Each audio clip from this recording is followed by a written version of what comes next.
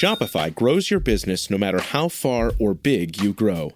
Shopify is the global commerce platform that helps you sell at every stage of your business. Whether you're selling your fans' next favorite shirt or an exclusive piece of podcast merch, Shopify helps you sell everywhere. Shopify powers 10% of all e-commerce in the U.S. Allbirds, Rothy's, Brooklinen, and millions of other entrepreneurs of every size across 175 countries. Plus, Shopify's award-winning help is there to support your success every step of the way. Because businesses that grow, grow with Shopify. Sign up for a $1 per month trial period at shopify.com/income, all lowercase. Go to shopify.com/income now to grow your business, no matter what stage you're in.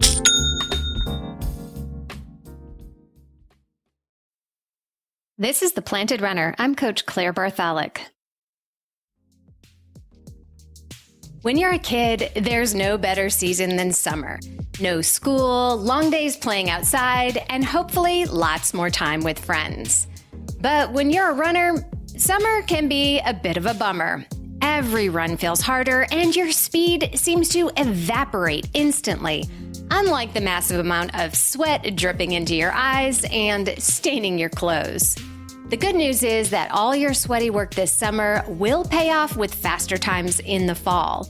Your body will learn to cool off quicker and more efficiently bring blood and nutrients to your muscles, which will make faster running easier when the weather cools off. So how do you get through those hot runs and races to get those incredible advantages we're hoping for?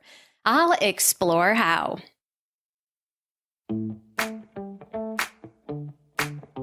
Welcome to The Planted Runner. I'm Coach Claire Bartholic, and my mission is to help you improve your running, your mindset, and your life with science-backed training and plant-based nutrition.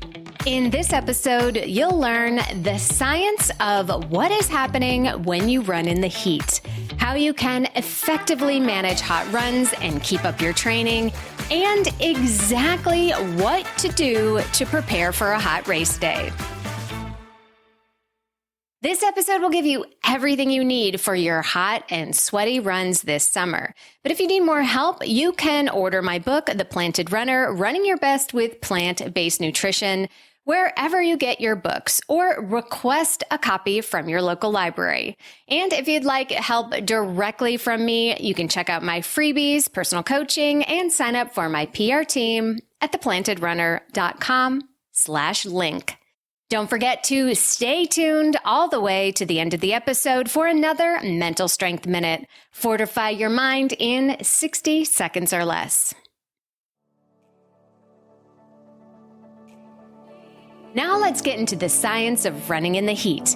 Heat and humidity impact performance both in the short term and the long term. As you begin to run in the warm weather, the ambient temperature starts to heat you up in addition to the heat you're creating from running. Add in direct sunshine, radiating heat on your skin, and you've got a trifecta of heat generation. Soon your overall body temperature will start to rise. Just like when you run a fever, the higher your core body temperature, the worse you're gonna feel. In an attempt to cool you down, your heated blood is diverted to the skin and you start to sweat. The sweat itself doesn't really cool you down. It's only when it evaporates that you start to feel cool. If it's so humid that the evaporation process can't happen, no amount of sweating will be much help in cooling you down. While the blood is being rerouted to your skin, less blood is available to transport oxygen to the working muscles.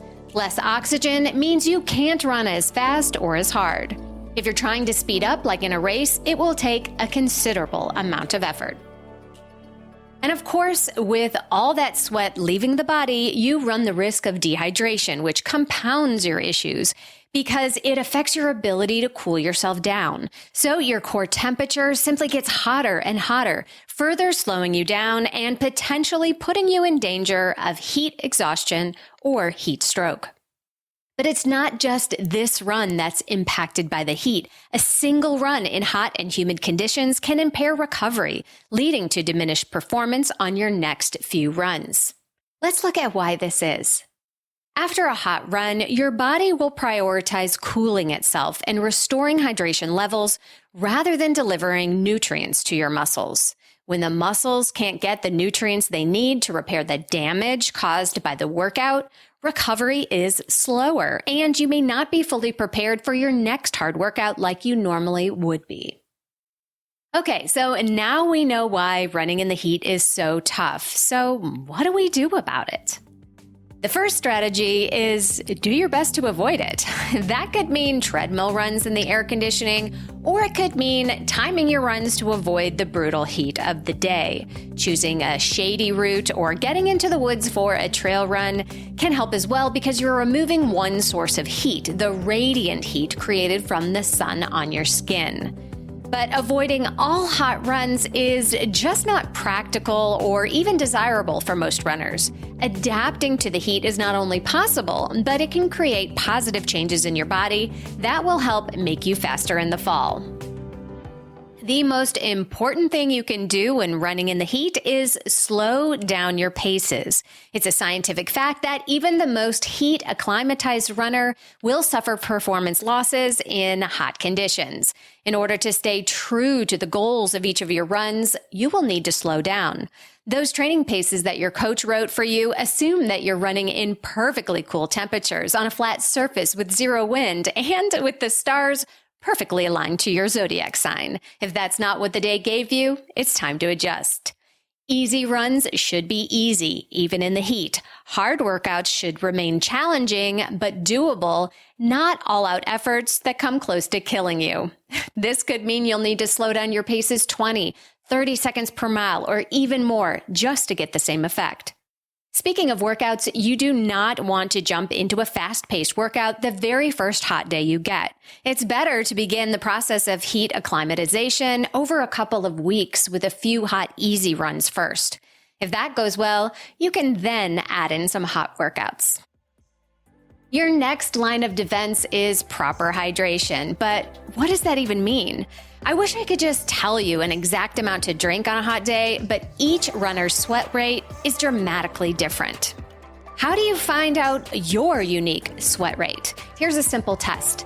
Weigh yourself naked before and after a hot run and subtract the amount of fluid you took in. That'll give you a rough idea of how much fluid you lose on a run.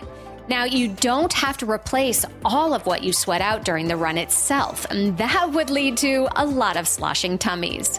What you don't want to do is lose more than about 2.5% of your body weight during a run. For a 150-pound runner, that's about 3.75 pounds or 60 ounces of fluid.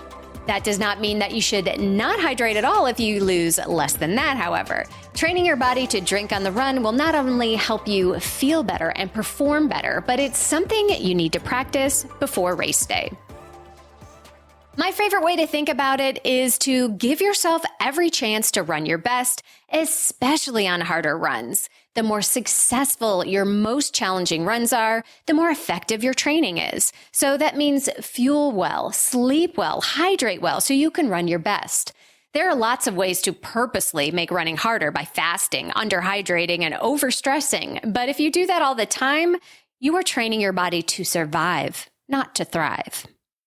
Now back to hydration. A great way to minimize hydration losses is to be sure that you are pre-hydrating yourself the day before you run and adding in a little extra sodium to your diet to increase water retention.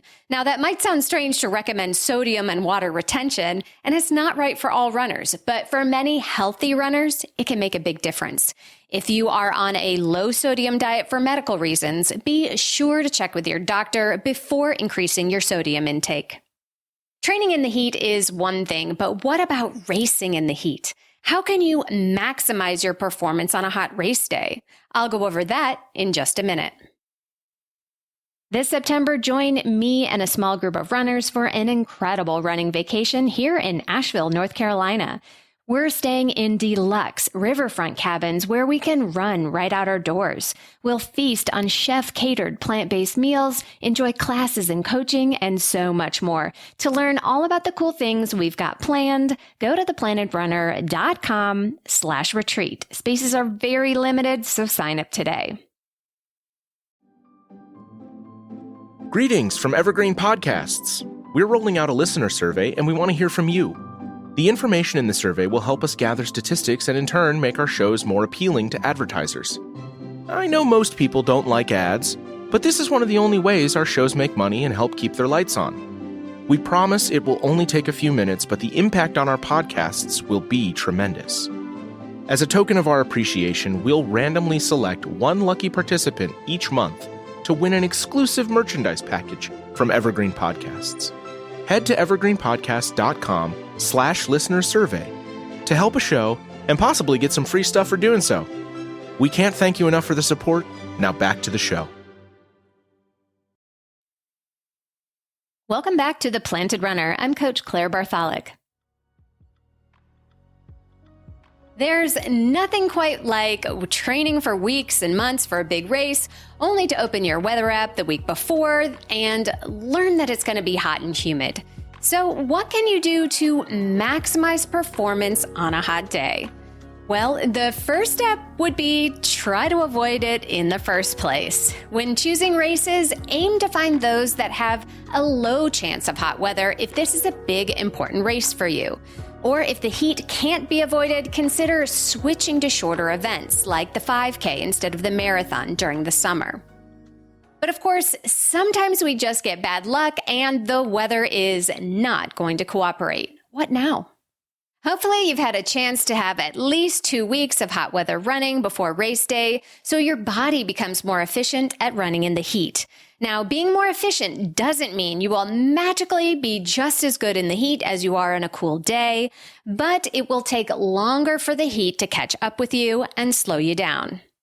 If you don't have the chance to acclimate before the big day, there are a few techniques that you can try that might help. And the reason I say might is that there really are no guarantees when it comes to the heat. One common trick is to wear extra layer of clothes on your runs in cool conditions when you are expecting a hot race day. This will certainly stimulate some adaptations, but I can promise you it's not going to be super enjoyable. Some athletes use saunas and hot tubs in the 2 weeks before a hot race. Elite athletes have been known to run on a treadmill inside a hot sauna to recreate hot race conditions. Personally, I would take sitting in a hot tub over a sauna session on the treadmill, but I hope that I don't have to warn you that this could be a very rough session if you try it. Like all things running, these techniques vary in degrees of success from one runner to the next. Anecdotally, some runners find these tough heat sessions actually impair race day performance, so be careful going overboard with a new technique in the critical weeks before your race. On race day, there are several steps that can help slow the overheating process. Nothing can eliminate the heat's effects completely, but here are a few things you can do to push that point further down the road.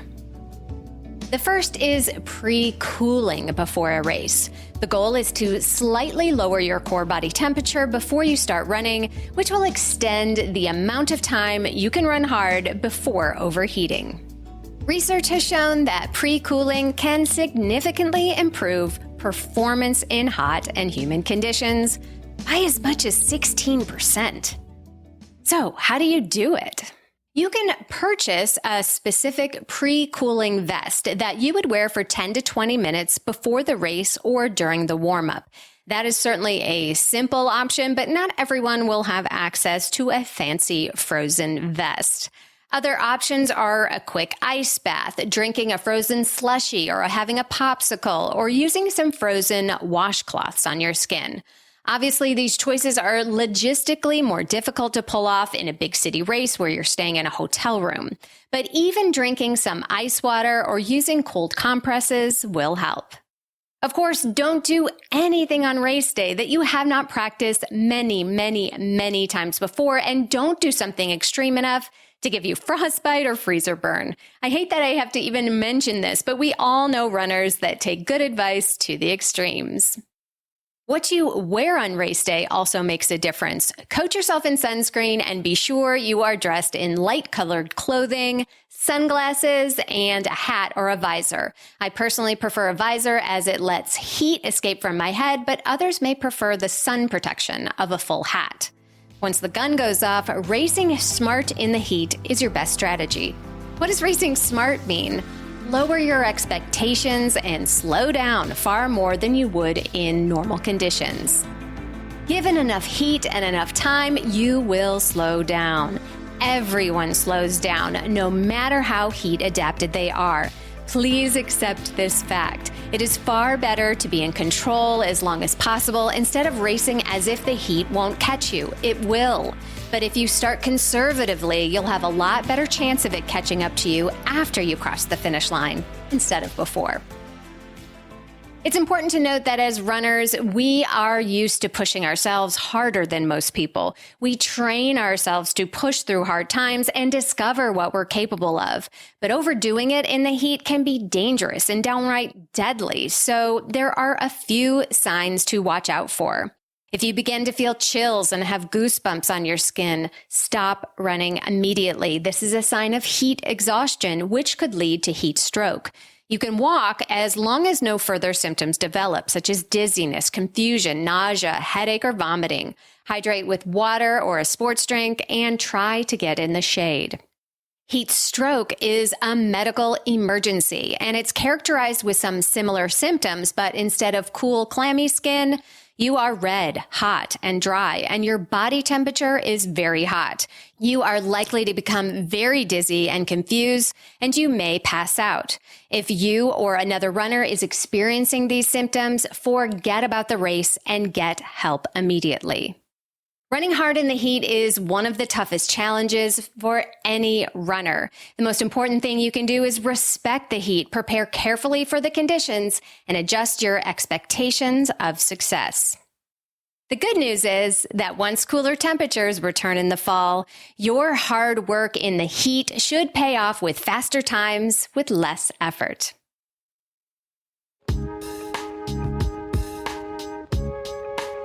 And now it's time for the Mental Strength Minute. Fortify your mind in 60 seconds or less.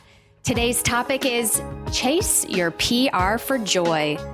Most runners race to get faster and improve their personal record or personal best. It's a fantastic feeling when all your hard work pays off in real numbers on the clock to prove to yourself that, yes, you are getting fitter and faster. But what about chasing PRs for joy? Not every race is going to be faster than the last if you run long enough. But that doesn't mean they can't be fulfilling and rewarding if you use a completely different metric like joy. How much fun can you have in a race? Maybe you choose a race with beautiful scenery instead of fast and flat. Maybe you decide you are going to high five every little kid waving a sign, cheering you on. Find something you can do to cultivate joy in your racing, and next time, see if you can find even more.